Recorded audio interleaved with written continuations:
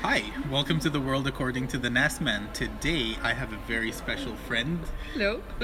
Hi, this is Gigi. She's my social media manager. Hi. So, have you noticed how recently there's been an improvement in quality, let's say, of my post? An evolution. She's responsible for it. Yeah. So,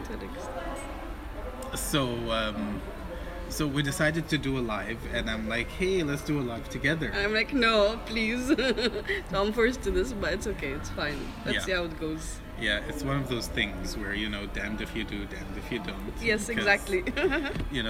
She was doing the self-prophecy thing. We talked about that with Dr. Faisal the last time. Okay. The self-fulfilling prophecy. Unfortunately, where I you're didn't like, see I'm that just video. going to... I was in Kenya, but Alright. I was busy doing other stuff, so I didn't get a chance to see it. Okay, Although alright. I uploaded it on YouTube. That's okay. I mean, the relationship we have is built on trust and Yeah, fellas, other just things. do it. All right. But the self-fulfilling prophecy part was you said you're just going to be laughing all the time and stuff Yeah, like that's that. the usual. It's good. It's good. I get to take the credit Sometimes. and say Not that all of the time. I mean, you're amazing at everything, but I do guarantee a good time when you chat with me. True, that's Most true. of the time. But I do guarantee it.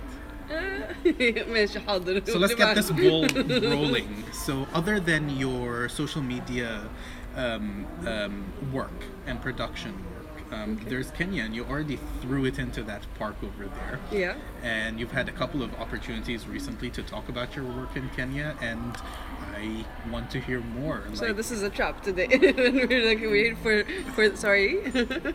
Yeah. It's That's part of the I mean, if you want to talk, I mean.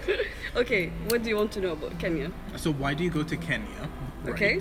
And just start chatting about that, and then we're gonna jump to a bit of production and your other stuff, and then we're gonna jump to how you're evolving the Nasman, and then we'll go back to the children in Kenya. Okay. Or there's children in Kenya. That was a Freudian slip in the world of trapping people. Yes. So tell us, what do you do in Kenya? So basically, I have a foundation in Kenya that you already know about, and Do I? المفروض we should be heading there sometime to do some work there. So basically, it's a foundation I started with around 3 years ago, almost 3 years ago. All right. Where it focuses on working with orphans and abandoned kids in different slums in Kenya between Nairobi and Nakuru. All right. Nairobi and Nakuru. So now we're working with around 600 kids. 600 kids in 5 Different orphanages. One of them has In 2 cities. 400 kids. Yes. Okay. All right. And I guess the $1 million question is like, why Africa? And I've seen you ask this over and over again. But Yes. Why Africa? Africa has always has its own magic and beauty and all that kind of stuff.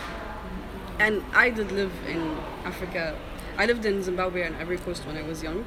Okay. And I have a lot of memories from those years.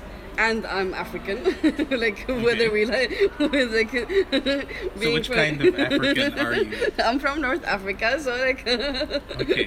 Like So- all of it, or a specific place in North I'm Africa? from Tunisia, All but right. I've never lived there, so I don't really. I say I'm from Tunisia, but I don't say I'm Tunisian. But I'm And from. since you're born in America, you can actually claim to be African American. I never thought of that one. You're welcome. So basically, why Africa or why Kenya specifically is because I was part of a show, and we were filming there. We were filming actually an episode that was related to slums, and Kenya unfortunately has two of the largest. Listen to this camera a little bit. Scoot. Kenya has two of the largest slums in the world, which is Kibera and Madari. And in that show, we actually filmed in 5 different slums in Kenya. And one of the days, we filmed in a space where it had children. So it was called the place. I wouldn't call it an orphanage, but it was this space. And in Swahili, it was called Mukuru Futunaya, If I'm saying it right or wrong, I'm not sure. So futunaya means follow my steps. So basically this was the place or orphanage or whatever it is, and this was sewage, and there were like little stones that you had to tiptoe on for you to reach those kids, and they were standing there looking at us and giggling and saying Polisana, this is Kenya, like we're so sorry, this is Kenya, with a big fat smile on their faces. TIA.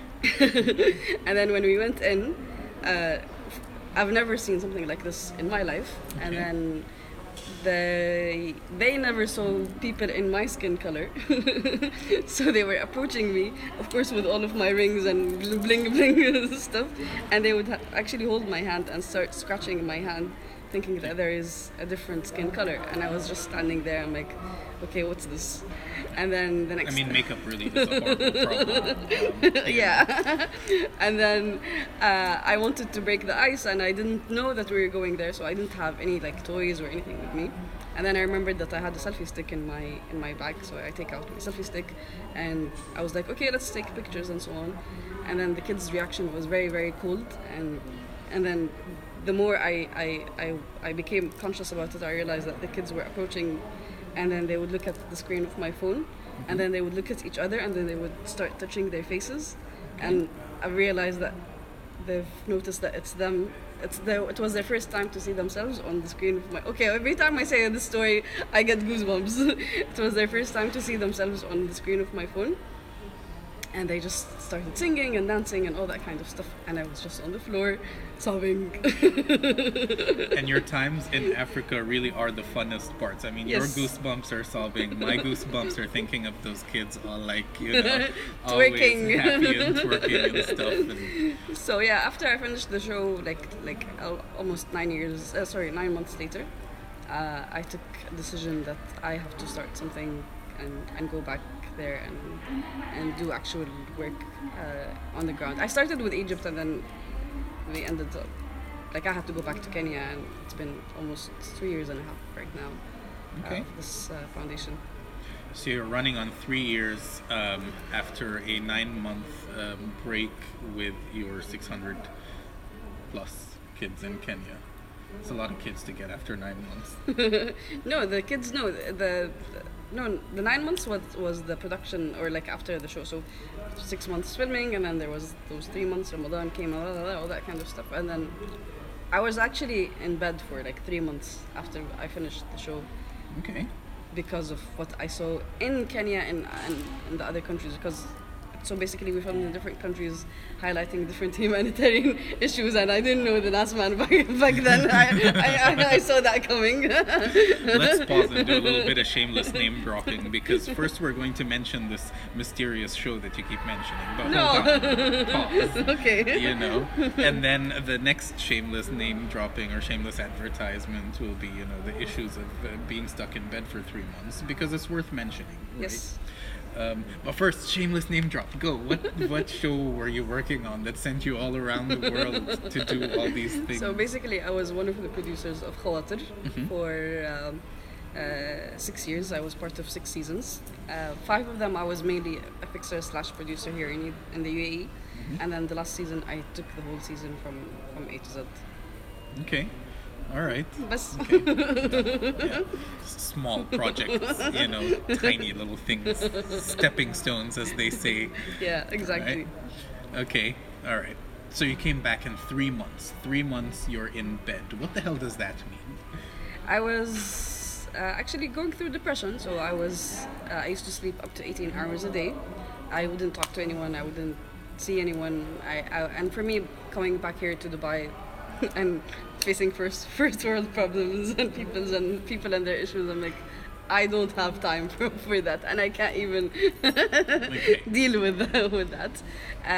No eating, no communication, nothing. I was like, I just wanted to be isolated, because I wasn't able to digest what I saw throughout the 6 months, because again, the filming didn't happen only in Kenya. There was Egypt, India, and we covered so many different humanitarian aspects and topics, and refugees and child labor and all those different topics, and it was very heavy on me, like on the emotional side, and I didn't know, like, my escape was always just lock myself and sleep forever.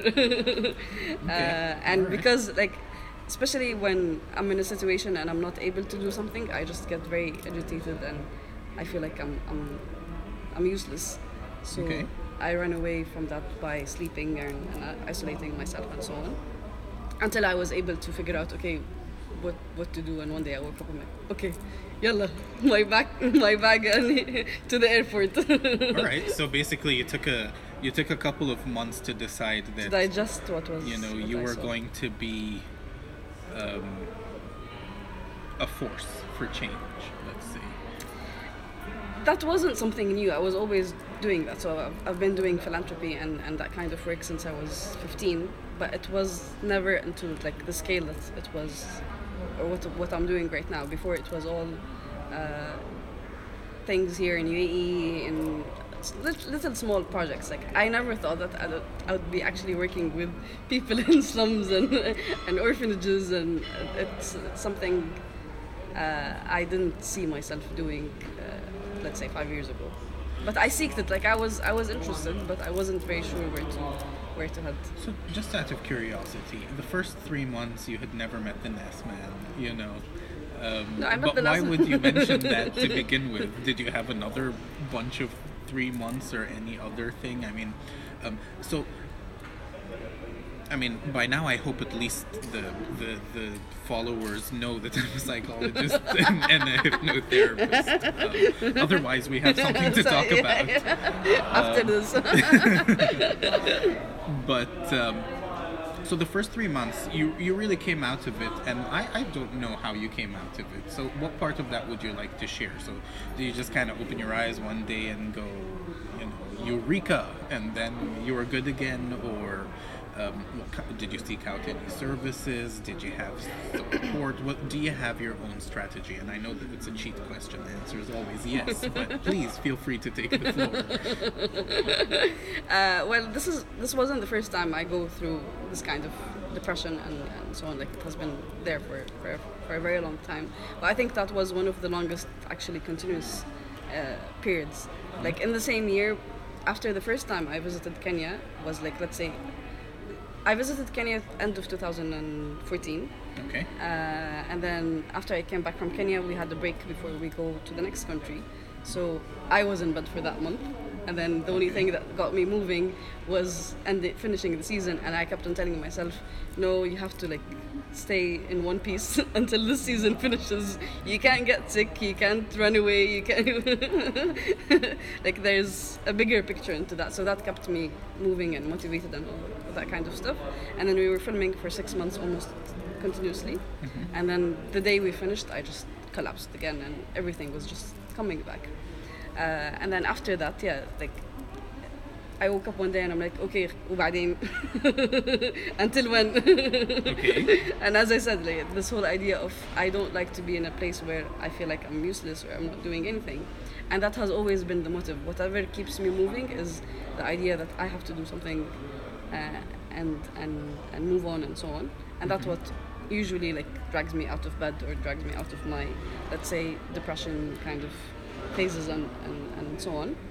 Okay. But there was never that kind of, how do I say it, consulting or way of actually dealing with it and healing it and getting over with that. No, it was just accumulated and so on until like... Okay. But I'm not the first professional you've seen, am I? No, as a psychologist, yes, you are. As a psychologist, what else did you do? No, Please, do I share. did see a lot of coaches. I did see a lot of mentors and life coaches and with like brackets. Hey, you know, if they help, they help, right? Well, يعني, and yeah, so I did see actually different people and all those kind of like healing sessions here and there, and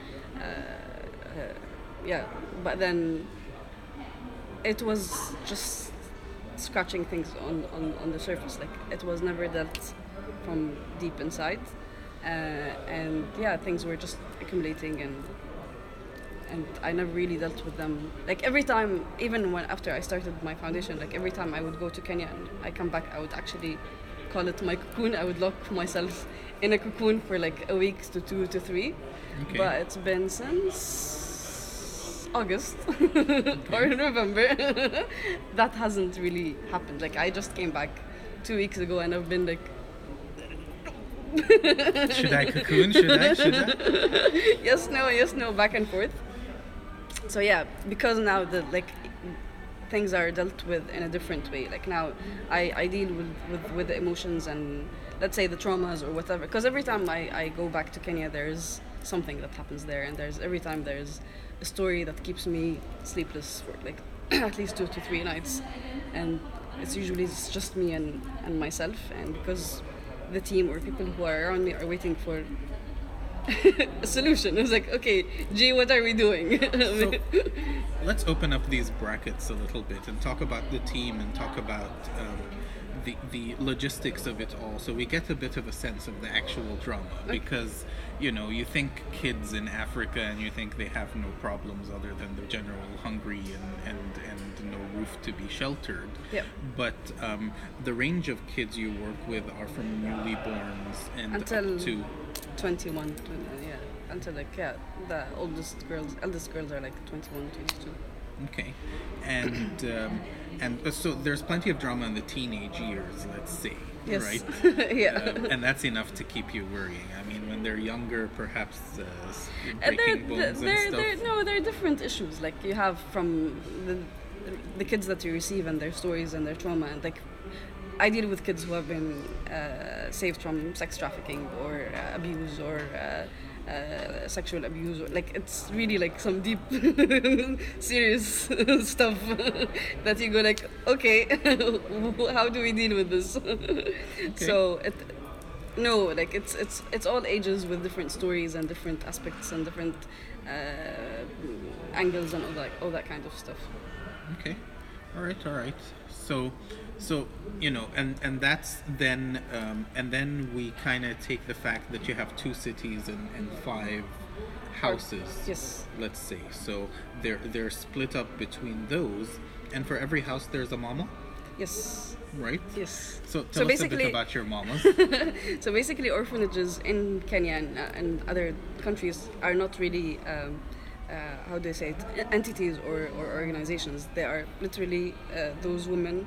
They decide to devote their lives and dedicate their life to take care of those kids. Mm-hmm. So the 5 orphanages that I work with, for example, don't have a single source of financial, let's say, income. And like on so many days, I would be messaged or called, and they would go like, "Oh, the kids, like we ran out of maize," and like again, their food is really really basic. It's maize and beans and very like food that is not even nutritious enough, and they would run out of that kind of food because again they don't have a single source of income, and that's where Play for Smile comes as much as we can to assist with those basic needs and trying to find solutions and ideas on how can we have those orphanages be sustainable and have their own kind of supplies there for them all of the time. So I'm grateful that now none of the orphanages runs out of food, at least.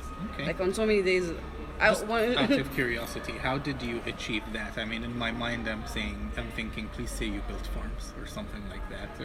But on the ground, it's always different from in the brightness. Not of yet, minds, not yet. But that's kind of a direction where we want to head. So, for example, last trip, Ishwari, Ishwari joined. So, in order to check things on the ground. So Ishwari is one of the team members, and she's into what is it called, inventing and creating like solutions through her smartness. So she went and saw the orphanages on the ground, and she came up with several ideas, from solar energy to what are they called? Some like different store farms that are done in vertical farms. Yes. Okay. And rooftop stuff, and so we are on that kind of path of creating permanent solutions where they reach a point where they are self-sustained. And but so far, so whenever there is shortage, it's covered, or we deal with it all of the time. Okay. All right. Okay. And just to come back to the question, I finally get to do this to you. No. Stick to the point. Who are the moms? You've got 5 moms. So we've got Mama Hannah. Okay. She's the mama of Shadow Mountain, which is an orphanage, which is the first orphanage I started working with in Nairobi, Right. and she has 80 kids. And then Mama Mercy, Mama Mercy has what is it called? Good Samaritan, and that home has 400 kids. They're like little rabbits. All right. And she started this orphanage 27 years ago, and until today, that place is like she receives kids almost on daily basis. Okay. And then we have Mama Irene. She takes care of a Goshen home. It has around 35 kids. And then Mama Nema, she takes care of Nema Center. It has another 35 kids. And we have Mama Jane. Mama Jane. I don't know what to call her. Mama Muse. Jane. She's something that's out of this planet. So Mama Jane takes care of around 35 to 40 kids who are unfortunately HIV positive. And for those who wonder, they usually get it from their moms, because people always like, their kids, how did they become HIV positive and all that kind of stuff? In vitro. And kids who are abused sexually or physically, or she receives some severe cases out of the time. Okay. And yeah, so those are the 5 mamas. All right. Okay. So Mama Hannah, Mama Mercy, Mama Jane, Irene, and Mama Nema. Irene and Mama. Is Nema Nama or Nema like? No, I don't think it's now, but ماشي. All right. Okay.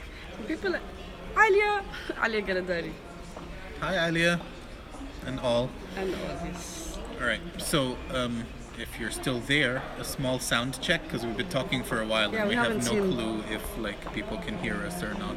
There, yeah. I don't know. Clue enough. Yes. All right. I can't. ما أعرفش أمسك إيدي. لازم I have to double check. All right. We got a thumbs up. Thank Yeah. you.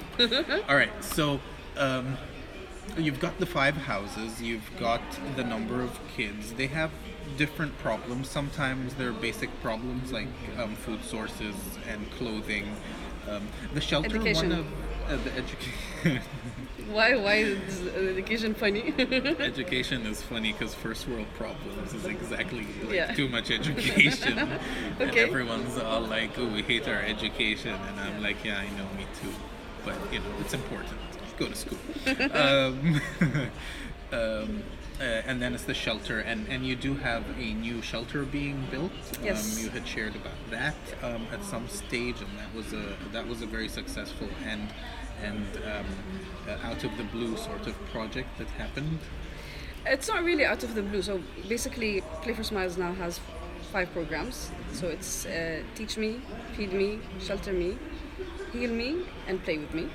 Okay. So that's part of the Shelter Me project, and the whole vision was from the beginning that those orphanages that are in slums will be at a certain stage moved from the slums to new places that are permanent. And because one of the things that they have to do is they actually pay rent for the places where they are living and so on. So Goshen Home unfortunately has one of the most challenging places or homes and so on.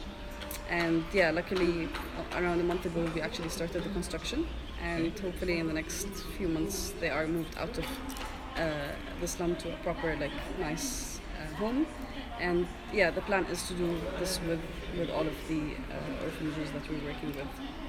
Okay. All right. But it is like really like the day we started the construction, I was like, ah! And excited too. Yeah, and I'm like, I want to go there. Like I'm here and seeing the pictures and the videos. I'm like, can I please be there? And the beautiful thing that even so I have a partner there. She takes care of things when I'm not around, and her and the mama and everyone is actually involved. Your partner's name? Duta. I'm yet to meet Duta, but Yes. it will be soon, inshallah. Yes, All right. inshallah. So she, her and the mama and the people who are involved in the home are actually are part of the building itself. So it's very, for me it's very exciting. Can I please be with them? Okay. All right.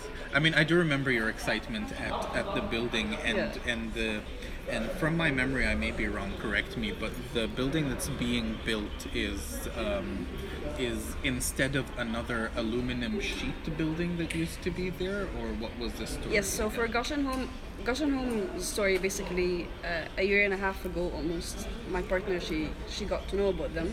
So they used to stay in a place, and the owner of the place, he kicked them out, and he's like, I need the space back. And they were actually on the streets for a couple of days until they reached Duta, and then she took action, and then they cleaned a landfill, a part of a landfill in one of the slums, and Okay. the setup now is actually aluminium sheets kind of structure, and it's horrible. Every time I'm there, I'm like, this is terrible, and so on. So it's been almost a year and a half where we're trying to find a solution and get those, like even the shower, and yeah, like every time I look at the pictures where I'm there, I just try to shut myself, and I'm like, no, I'm not gonna think about it, but soon they'll be out from here. So yeah. Okay. And that's a great achievement. I mean, Yes. I can only share in your excitement, Yes. and I had something to do with that. But back to the part where we talk more about me, Yes. right? Let's go so, back. there was a 3-month period. You are dealing with, whatever the fuck you deal with on a daily basis. I mean, life and the shit that happens in it. Yeah. And one of the first things you told me actually as feedback, and I will keep bringing this back over and over again, is ever since I met you, I've been crying. So unfortunately, one of the things that was developed throughout this kind of journey is for me to focus, again, because women are a little bit more emotional, and their emotions, and they get in the way, and sometimes the reactions are out of emotions, not rationality.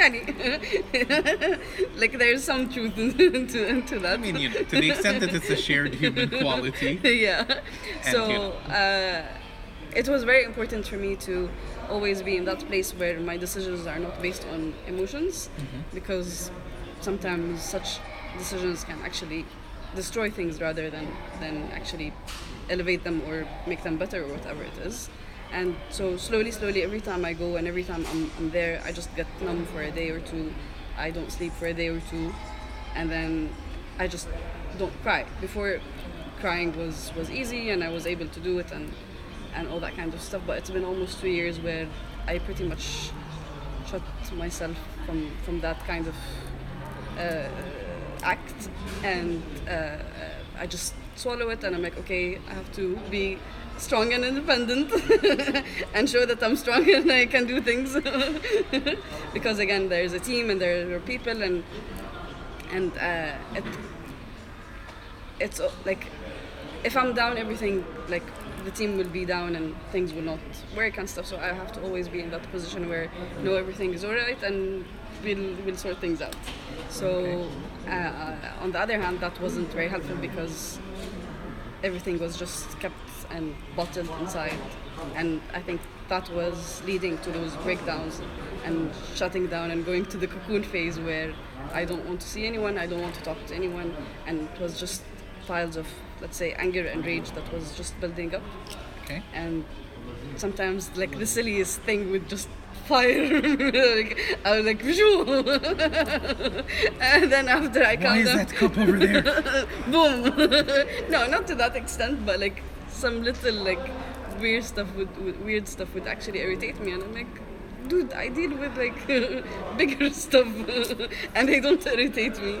So I realized that it wasn't healthy for me, and I wasn't going to on a good, let's say, path, and I was actually burning out and reaching to spaces where I can't really think straight anymore, and that's where I'm like, okay, I have to do something about this. And I was already like in a stage where I didn't feel life coaches and mentors and all those kind of different people that I was seeing were what I needed. Like I wouldn't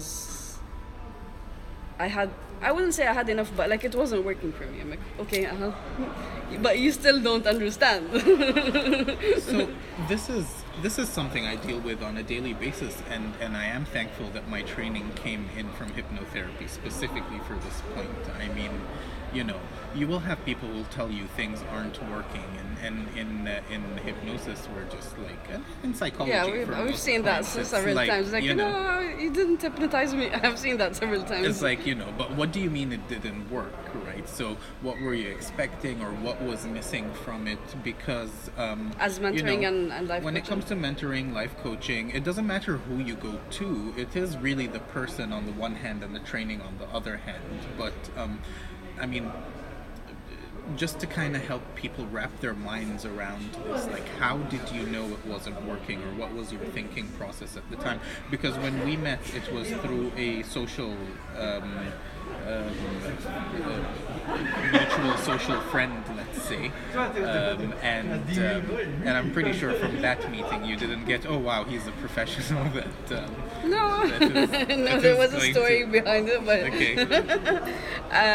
well, I was just in the same space. Like, okay, I would go and I see a life coach or a mentor or whatever, and even when I leave, I'm like, first of all, it's a bunch of do and don't, and Okay. for me that doesn't work. Knowing me, you know that I don't work that way. Yeah. You're a polar responder, just like I am. And then the fact that this not connection, but like every time I would be sitting with someone, I feel like they don't really know what am I talking about and where am I coming from, because they handle it from a very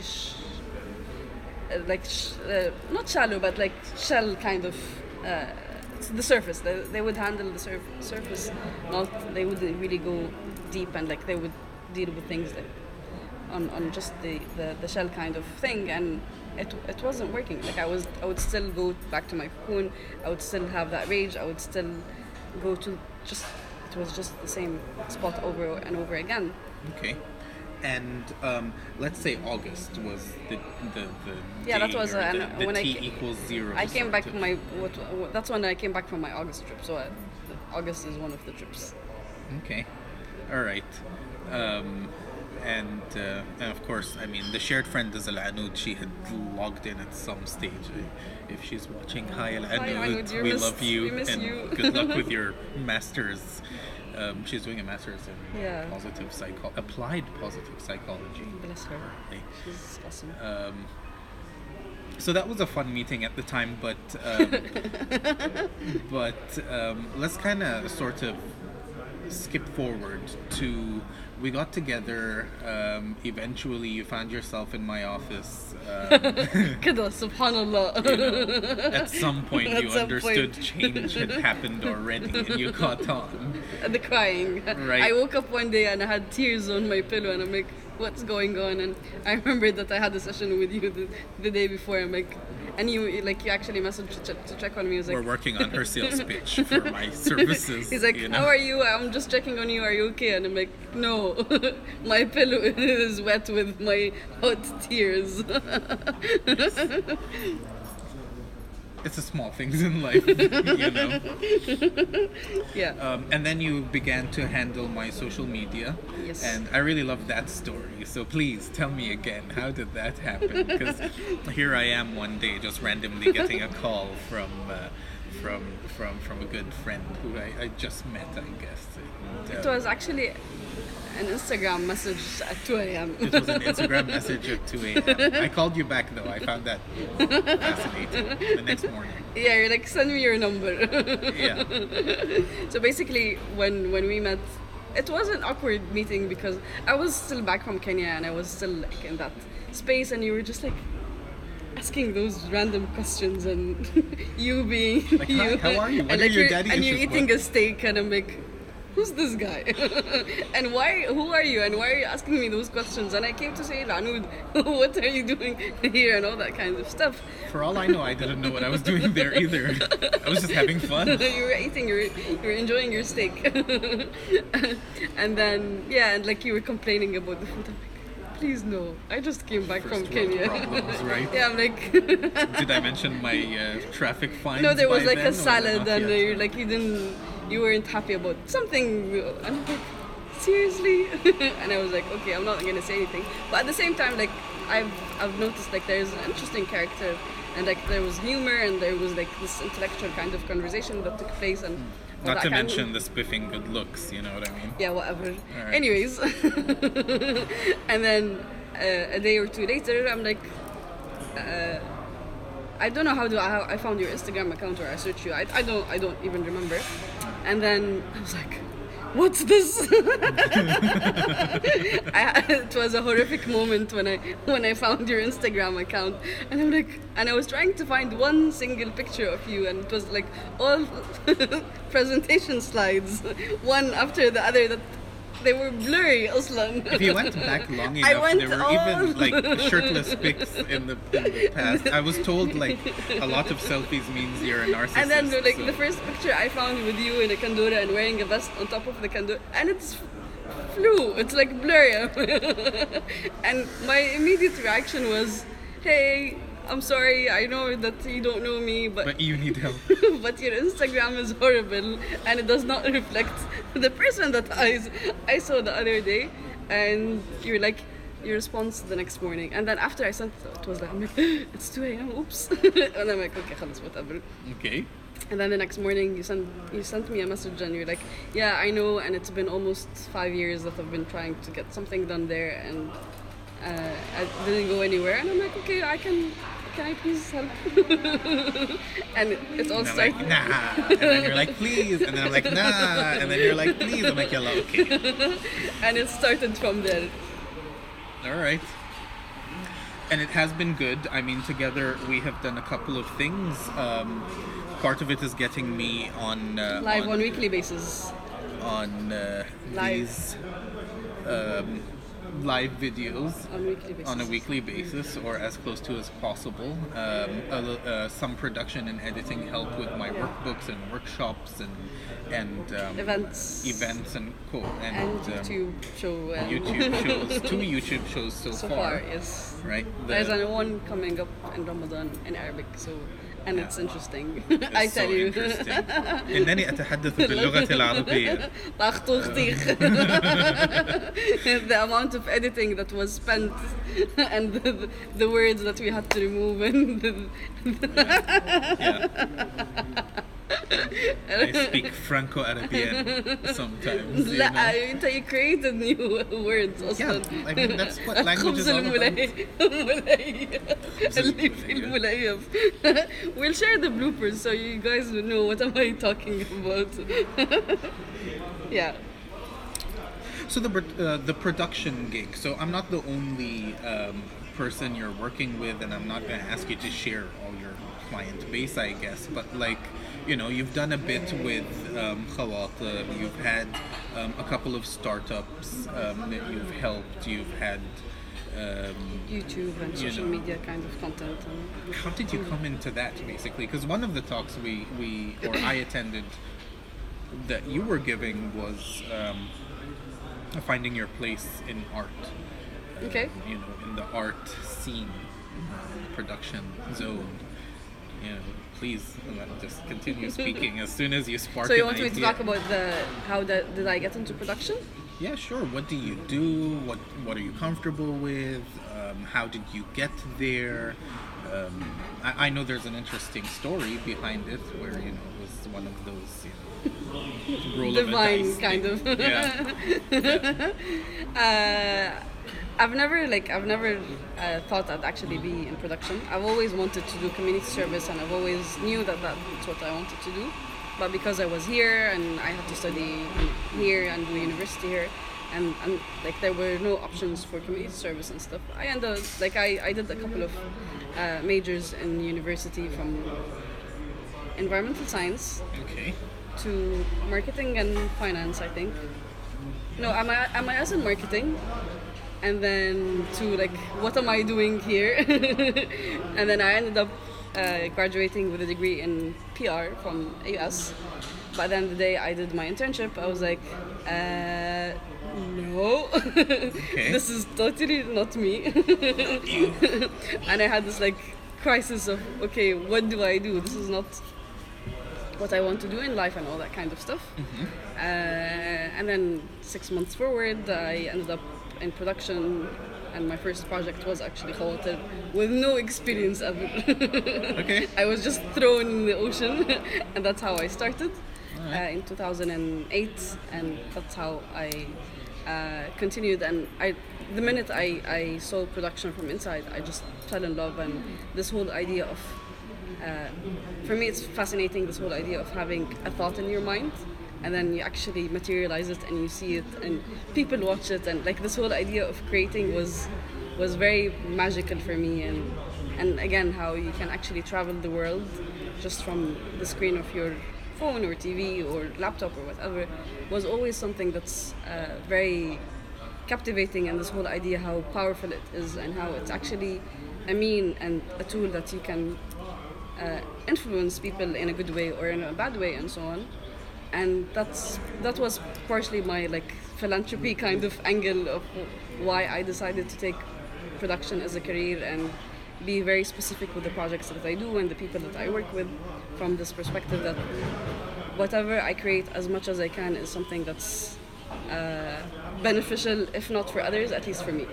Okay. Like I've been struggling with corporate and advertisement and all that kind of production projects because, again, for me, at the end of the day, I always ask myself, what is it in it for me and or for others? And that was like, so throughout the last 10 years, my projects, I've been always very, very selective with the projects that I do. I like reality kind of projects. Documentary films, working with intellectual people who have something that they want to say but they're not sure how to say it and how to deliver it. Creative people who have like this kind of. So it is kind of part of my philanthropy kind of persona to do production. There's always something that has to be delivered, or sometimes I have to. At the end of the day, there are kids in Africa that I have to feed, so I have to do those like projects that like are dreadful. I'm like, why am I doing this? But then I remember the kids. I remember Eddie and Omondi, and I'm like, oh, okay for them. Makes perfect sense. But like kidogo, sometimes only once in a while. But yeah, I'm trying to see what can be done there. Okay, all right. I had a specific question, but you mentioned Eddie, and I imagined that smiling, laughing face, and then like whatever that was just disappeared from my mind.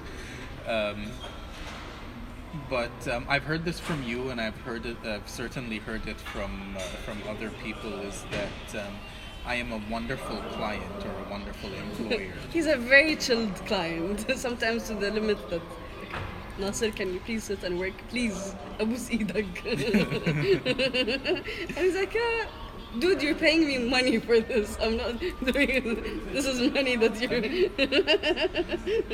I am, however, a very particular person, and there are certain things that I choose to do that are different, and I think perhaps that's one of the things that we draw bridges across. I mean, for someone in the production business, you're very picky about, projects and making money.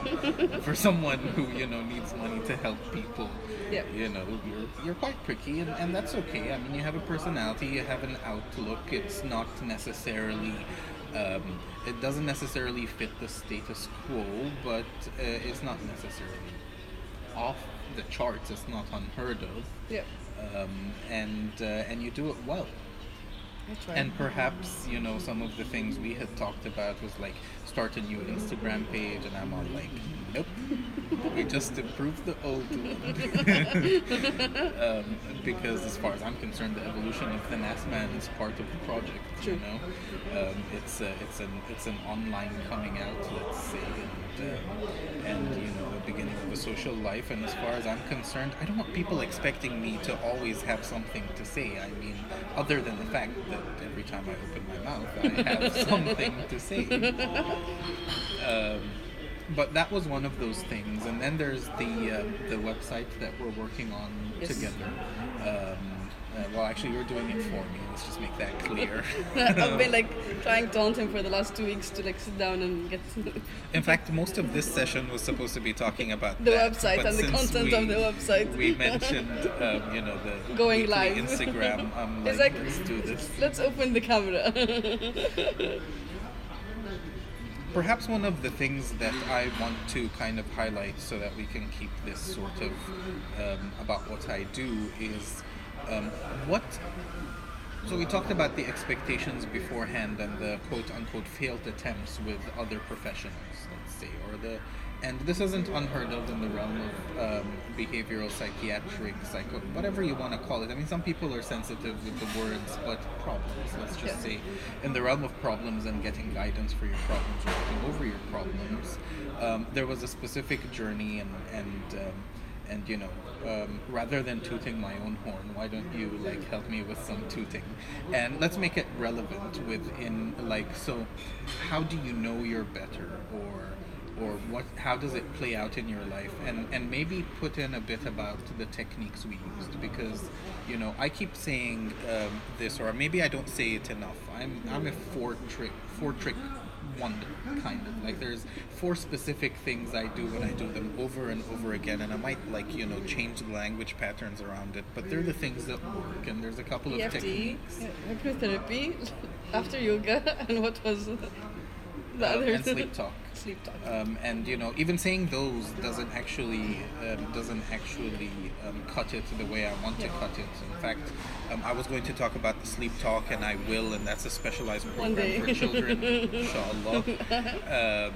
And it utilizes hypnosis to bring about behavioral, emotional improvements, even intellectual improvements by some arguments, or at least by some case studies.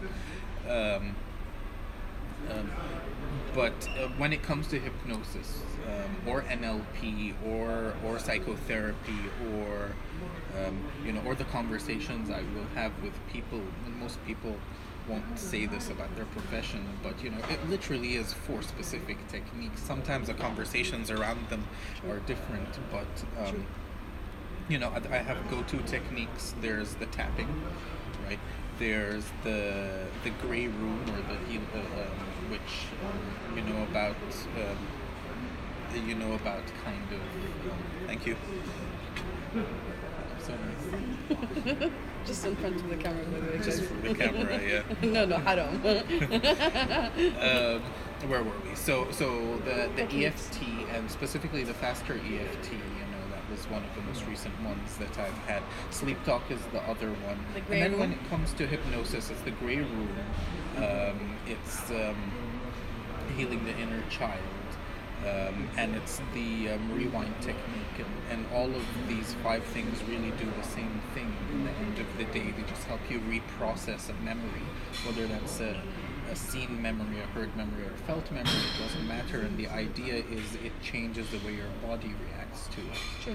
And when your body reacts differently, your mind follows on differently, and therefore your life goes in a different pattern. And it allows you to behave differently, and you may or you may not, but that's a highly technical way of describing it, and I'm sure I would have done a pre-talk and told you some of these things, but I do repeat this all the time. I'm a cut through the bullshit kind of guy. I'm like, I'll separate the getting to know you from working on your issues, and I'm happy to talk about them if you need to, but it's not a professional stance by any means. And so yes, by all means, please talk away. Tell me your opinion of what had happened, and a bit of just chat, I guess. So basically, I would start with this whole idea of it's interesting and it's interesting how until today we still have this idea of a psychologist. Oh my god, I'm seeing a psychologist. Or this whole idea of I should like pick up the phone or go search for a psychologist and ask for advice and stuff. No, I would actually go to gurus and all those like okay, خليني ساكتة اليوم بلاش. I mean, it's fine because I can always highlight my own opinions. Different people have different things work for them, but like different strokes for different folks. Yeah, but you have a lot of like voodoo kind of shit out there. Oops, sorry. Shit is strategic hypnotic influence techniques. So for any of you with sensitive ears, I see. Okay, I don't see mine here. What is it called? So this idea of being okay with this whole idea of seeing a psychologist or seeking a psychologist for help was Do you something. mind coming back into this camera? Sorry. Yes. Hey. Hi. Seeing a psychologist for advice and for helping you. You don't have to be crazy, or you don't have to be on the edge of life or committing suicide or whatever for you to see a psychologist. You can be just someone who's going through social anxiety, or as simple as you have a presentation and you don't know how to put that presentation together and you're not able to talk on stage like I do all of the time. What? Haven't you met the NAS man yet? Yeah, that's what I'm saying. So this whole idea of it is okay to see a psychologist, and it is okay for us not to be okay, and it is okay for us to be vulnerable and to open that space and step out of it and seek professional advice or professional kind of help and so on. And that was an interesting journey for me, because for me, I never thought that I would actually knock on a psychologist's door, just because that's the culture we grow up in, and you know this, like people go like, no, I'm not crazy. Yeah. And I'm like, but my no. answer is always like, wait, We that's a all have professional that. judgment to make. We all have that, like the hair there. That's all of us like sit down and question her, like, am I sane? No, yes. Am I okay? And then so this whole idea of knocking on different doors, and I don't mind, like I'm a person that explores and experiments. It's just, it was something that I never thought that I would actually step into and start bringing my tribe. And I come with a tribe. You do come with a tribe. And trying to convince people, not convince, but like, okay, when someone seeks or knocks my door to like, oh, hey G, I'm stuck somewhere and what can I do and stuff. And it is something that I've been vouching for, is like, okay, here's a psychologist, or here's another one, or see a psychologist, like some people. And I know my work is done because when you start doing some of the stuff I do, because I know that you're a guide for many people, and a lot of people call you for a nice chat. Yes. And the way I'm pushing this relationship Their mom. is so that, yeah, I mean, it's one thing introducing them to the NAS man, but it's a totally another thing just doing the work yourself. And True. Part of the Heal Me project has Yes, to do with this, because I do believe that we can't move forward in life if we don't heal our own kind of wounds, emotional wounds and emotional kind of disorders, and all of us go through this, whether it's because of childhood, all sorts of different traumas. And that was like the one of the key elements in the last couple of months, where I got to deal with things that were from childhood, because again I lived in like 6 different countries in different continents with different people, and it was growing up was kind of challenging, and this idea of different languages and different cultures, and I always felt like alienated, and I didn't really, like, until today, like making like long-term friends is not something that does not really exist. Like it's just recently maybe. Of course, it's a fault of your childhood and the environment. Nothing to do with your personality. Yeah, well, it's a cumulative. It's your surrounding that creates whoever you are, or has a role in whoever you are, and all that kind of stuff. So we need to, like, we can't move forward if we don't heal that. And it's the same for me, for the kids in Kenya. Those kids, yes, okay, I'll provide them with food, shelter, take them out, play with them, but if I don't heal that kind of pain in them, and that trauma and all that, whatever difficulties they're faced emotionally, they're not going to be as okay as they should be. So it's something that has been a quite interesting journey, how I had to work on myself, therefore reflected on others, as I said, my tribe, whether it's friends or people that I work with and so on. And that would have not happened if I didn't step out and go like, okay, so what what's wrong with the Psychologist, and it wasn't that bad. It was uncomfortable at so many times, especially when Nasser forces me to tap and stuff in public in a restaurant and Forces you. yes. And so many times I would find myself and I'm like, no. I make an offer you cannot refuse. Let's just say it that way. It's like, close your eyes. I'm like, can I say yes? No. I'm not even. But I'm grateful for that because being You're the a polarity responder. being the person. If I was going to listen to you, oh my god. We would have not gone anywhere. It's like me trying to heal myself from my own problems. It's like, Yeah, like no. if he gave me the chance, I would have always said no. I'm like, no. So I'm grateful for that, and I'm grateful for how, like, this whole journey helped me like reflect back. Like my life in my head was kind of a chaos, and now with this kind of work and all of the techniques that we've been doing, it kind of structured the chaos in my brain, so I'm able to focus on things in a different way. Things are actually working there. For a very long time I've been trying a lot of things and they haven't been working. Now things are actually working. Okay, the impatient kind of character in me will always be impatient, but when I sit down and reflect back, no, there is a big change that took part from we started the work until now. Like, at least for me, the biggest thing is I don't go to my cocoon as often, and most of the time, like the last encounter I had, I was about to go into my cocoon, and then you called, and I'm like, I didn't answer you, and then I paused, and I'm like, no, we've been working on this for a very long time, and I can't betray myself and put myself down, and I'm like, okay, I'm gonna call Nasser, and I call him and I start crying, and he's like, what's wrong? and we dealt with it immediately. Like before, it would have been something that would have stayed for months, maybe years, and khalas, it's gone, and the next. And so now every time I'm somewhere, I try as much as I can to keep the promise that I did for myself, that I'm gonna be better for myself and for others, because I wouldn't be able to help others if I don't help myself. And yeah. Okay. So thank you. All right. Thanks. That was a section of shameless advertisement. Come back into the camera. You're the worst advertisement ever. Cool. I'm just kidding. You're an amazing advertisement. Actually, your existence makes me happy and reminds me that I can be useful. We're all useful when we decide, when we take action. But yeah, we're all useful. So back to the team then, right? Play for Smiles. We've mentioned the kids, the different kinds of problems. We've mentioned your role and Duta as well, and the 5 mamas. And then we have the Play for Smiles team, who are your board of members, let's say, or you know, the social crew, whatever they may be. I mean, they're the tribe. The tribe. Yes, sorry. Part of the tribe. Part of the tribe. So tell us. A question? Someone I can't see. Is this a success story with a patient?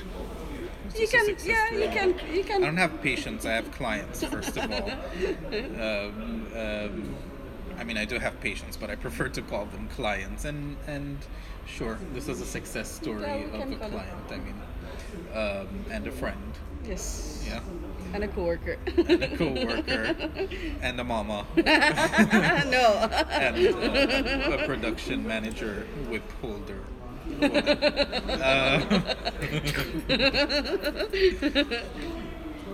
But really, it's just an attempt to fill out the Instagram with things. We have about 1 minute and 42 seconds. Yeah, you were asking about the team. So basically... So tell us about the tribe and the team. Now, as I said, like I've been doing this kind of work for 18 years, and I reach a point where, okay, I can't keep on doing this on my own, especially that my goal is big. I have like this vision that I'm working towards. It's not only Kenya. There are other countries that are on the timeline, and a bigger number, like I'll share it one day, okay. of kids that I want to work with and all that kind of stuff.